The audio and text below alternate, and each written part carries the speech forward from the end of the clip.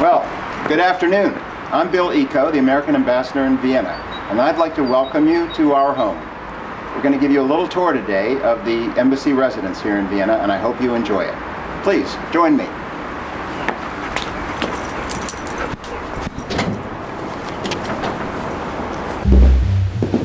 Well, we're standing here in the reception area where we typically greet guests at Embassy events. Over here we have our book for our guests sign in. We have many famous signatures in our book.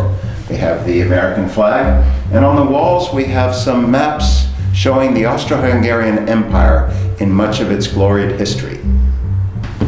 Well, this is the living room, the first room that guests enter as they attend a reception here at the residence. The residence itself was built in a Bauhaus style in 1931. Early part of the 20th century, Bauhaus was becoming a very popular contemporary style of architecture. The house itself has large spaces for entertaining. It's very nice. This living room has, as you can see, tall ceiling, nice area for guests to mingle and enjoy one another's company. We have a piano which gets some use from time to time for parties. And in this direction is our dining room. I did take piano lessons when my sons were taking piano lessons, but they were far more successful than I. But it is a beautiful place also to display some of my photos.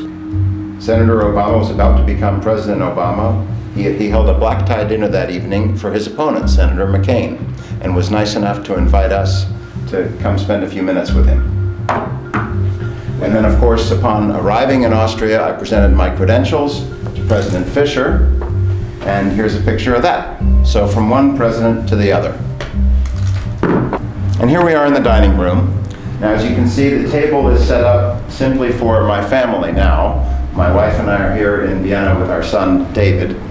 But we can make this table considerably longer and seat up to 16 or so very comfortably for a formal dinner, and we do quite a few of those. One of the terrific things we have is this Arts and Embassies program, and we get to select the art that we would like for our residents. And Milton Avery is one of my favorite American artists. He was painting in the early 20th century, and so we have 3 pieces by Milton Avery. Well, now we're in the library.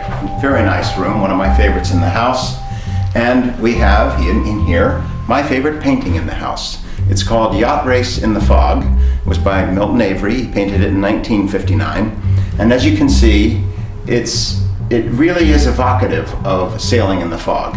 This is what it feels like to sail in the fog, having done it quite a few times in my summers in Maine. Now I'd like to take you into the next room and show you one of the more historic spots in the house. So now we get to see a little bit of the history up close.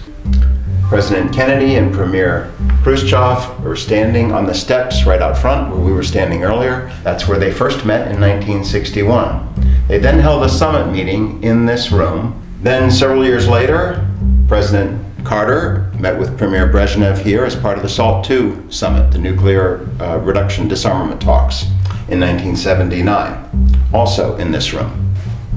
So President Kennedy and Premier Khrushchev met in this room. We believe from the photographs that they sat here, not on this very couch, but in this location.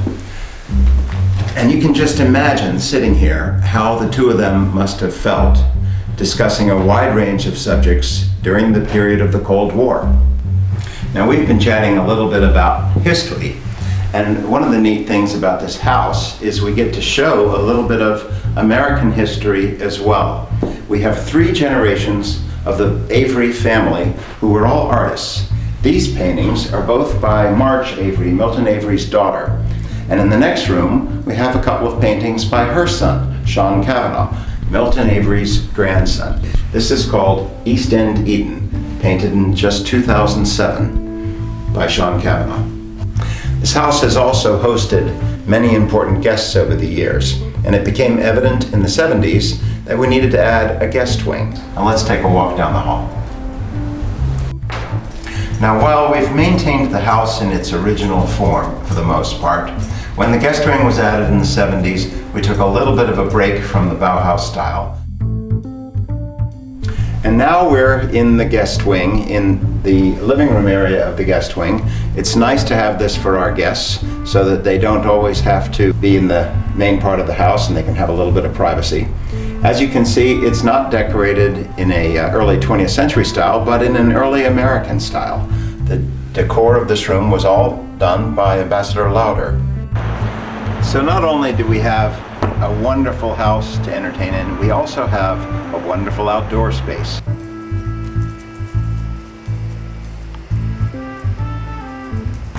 Well, I hope you enjoyed the house tour, but we'd also like to give you a chance to take a look at our lovely garden.